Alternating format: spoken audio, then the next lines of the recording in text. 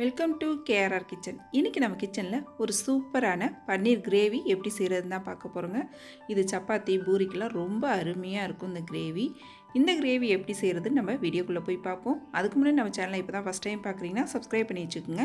கூடவே bell simple press பண்ணி ஆளுங்கிற ஆப்ஷனையும் ப்ரெஸ் பண்ணி வச்சுக்கோங்க. அப்போ தான் நான் போகிற வீடியோஸ் எல்லாம் உங்களுக்கு தொடர்ந்து நோட்டிஃபிகேஷனில் உடனுக்குடனே கிடச்சிக்கிட்டு இருக்கோம். இதே போல் பார்த்தீங்கன்னா பன்னீர் பட்டர் மசாலாவும் நம்ம சேனலில் போட்டிருக்கேன். அதோட லிங்க் உங்களுக்கு நான் டிஸ்கிரிப்ஷனில் கொடுக்குறேன். தேவைப்படுறவங்க செக் பண்ணிக்கங்க. இப்போ வாங்க இந்த பன்னீர் கிரேவி எப்படி செய்கிறதுன்னு பார்த்துடலாம்.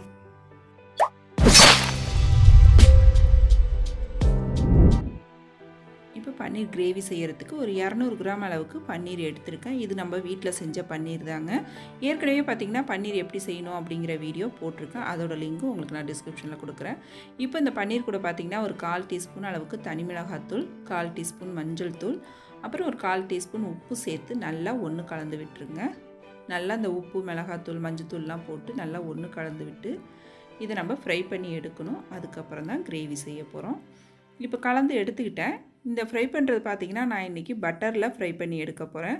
வெண்ணெயில் ஃப்ரை பண்ணி எடுக்கும் போது டேஸ்ட்டு ரொம்ப அருமையாக இருக்கும். அப்படி இல்லை அப்படின்னாக்கா நீங்கள் எண்ணெய் சேர்த்துக்கலாம், அதுவும் நல்லா தான் இருக்கும். இப்போ அடுப்பு தீயை குறைச்சி வச்சு நல்லா 2 பக்கமும் திருப்பி விட்டு இதை ஒரு 3 நிமிஷத்துக்கு ஃப்ரை பண்ணி எடுத்துக்குவோம். ரொம்ப நாளைக்கு ஃப்ரை பண்ணக்கூடாது, ஒரு 3 நிமிஷம் மட்டும் கரெக்டாக ஃப்ரை பண்ணி எடுத்திங்கன்னா போதும். அதிகமாக ஃப்ரை பண்ணோம் அப்படின்னாக்கா அழுத்தமாக இருக்கும், பன்னீர் சாஃப்டாக இருக்காது கிரேவியில். இப்போ நல்லா இதை ஃப்ரை பண்ணி எடுத்துக்குவோம். நல்லா எல்லா பக்கமும் ஃப்ரை ஆகிற மாதிரி திருப்பி விட்டு இது போல் ஃப்ரை பண்ணி எடுத்துக்குங்க. இப்போ நான் இதை ஒரு பாத்திரத்துக்கு மாற்றி வச்சிடுறேன். இது போல் ஃப்ரை பண்ணிவிட்டு சேர்க்கும் போது பார்த்திங்கன்னா கிரேவி கூட சேர்த்து சாப்பிட்றப்ப இந்த பன்னீரோட டேஸ்ட்டு ரொம்பவே அருமையாக இருக்குங்க. இப்போ எல்லாத்தையும் ஒரு பாத்திரத்துக்கு மாற்றி வச்சுட்டேன். திரும்பவும் அதே கடாயில் ஒரு 2 டேபிள் ஸ்பூன் அளவுக்கு எண்ணெய் சேர்த்துக்கிறேன். எண்ணெய் நல்லா காஞ்சதுக்கப்புறம் இதில் ஒரு 1/4 டீஸ்பூன் ஜீரகம் சேர்த்துக்கிறேன். ஜீரகம் சேர்த்ததுக்கப்புறம் இதில் ஒரு சின்ன பிரிஞ்சி இலை, ஒரு சின்ன துண்டு பட்டை, கொஞ்சம் கல்பாசி, ஒரு ஏலக்காய், 2 கிராம்பு சேர்த்துருக்கேன். இது இப்போ நல்லா பொரிஞ்சு செவந்து வரட்டும். இப்போ நல்லா பொரிஞ்சு செவந்து வந்ததுக்கப்புறம் பார்த்திங்கன்னா பெரிய சைஸில் உள்ள ஒரு பெரிய வெங்காயம் நல்லா பொடுசாக கட் பண்ணி வச்சுருக்கேன். அதை இதில் சேர்த்துக்கிறேன். சேர்த்து இது நல்லா வதக்கி விடுங்க. வெங்காயம் நல்லா வதங்கி வரட்டும். இப்போ வெங்காயம் வதங்கினதுக்கப்புறம் இதில் 1 டீஸ்பூன் அளவுக்கு இஞ்சி பூண்டு சாறு சேர்த்து இன்னொரு 2 செகண்ட் அதை வதக்கி விட்டுக்குங்க. நல்லா வதங்கி வந்ததுக்கப்புறம் இதில் நான் 2 தக்காளி பழம் அரைச்சி எடுத்துகிட்டு வந்திருக்கேன். மீடியம் சைஸில் உள்ள தக்காளி தான் 2 எடுத்திருக்கேன். அரைச்சிட்டு சேர்த்துக்குங்க. இப்பயும் பார்த்திங்கன்னா அந்த தக்காளி நல்லா வதங்கி தக்காளியோட பச்சை வாடை போகிற வரைக்கும் நல்லா வதக்கி எடுத்துக்குங்க. இப்போ பாருங்கள் தக்காளி நல்லா வதங்கி வந்துருச்சு பாருங்கள். இந்த ஸ்டேஜில் நம்ம மசாலா சேர்த்துக்குவோம். அதுக்கு நான் 1 டீஸ்பூன் அளவுக்கு தனி மிளகாத்தூள் சேர்த்துக்கிறேன். ஒரு 1/2 டீஸ்பூன் மஞ்சத்தூள், 1/2 டீஸ்பூன் கரம் மசாலா சேர்த்துக்கிறேன். ஒரு 1/2 டீஸ்பூன் அளவுக்கு ஜீரகத்தூள், அப்புறம் 1 டீஸ்பூன் அளவுக்கு உப்பு. இப்போ இது எல்லாத்தையும் சேர்த்து இன்னொரு 3 நிமிஷத்துக்கு நல்லா வதக்கி விட்டுக்குங்க. இது வதங்கிட்டு இருக்கும் போதே பார்த்திங்கன்னா ஒரு 2 டேபிள் ஸ்பூன் அளவுக்கு தயிர் சேர்த்துக்குங்க.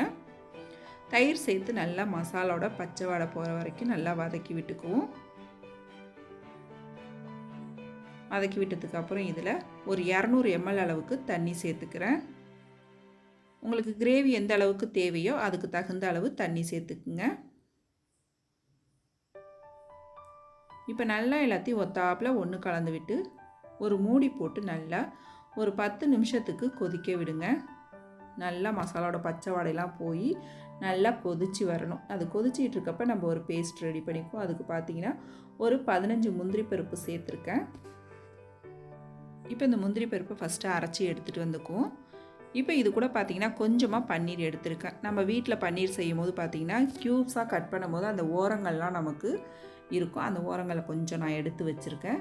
இதிலே பார்த்திங்கன்னா நம்ம பால் ஊற்றி தான் இன்றைக்கி அரைக்க போகிறோம்.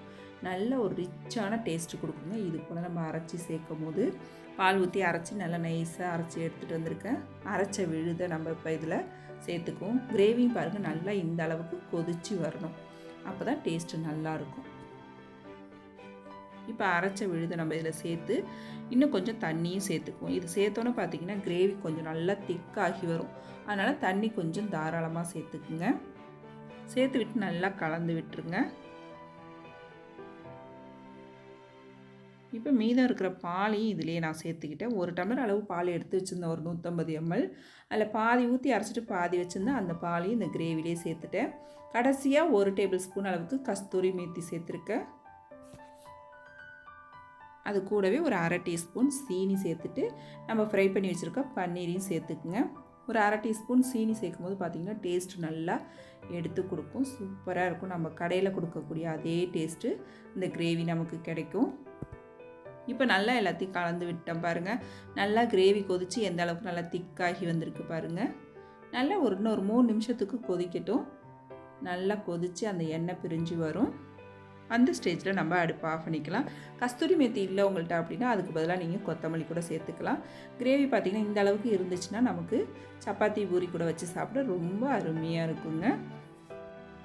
நீங்களும் இந்த பன்னீர் கிரேவியை நான் சொன்னது போல் இதே அளவுகளோட செஞ்சு பாருங்கள். செஞ்சு பார்த்துட்டு எப்படி இருக்குன்னு எனக்கு கமெண்ட் பண்ணுங்கள்.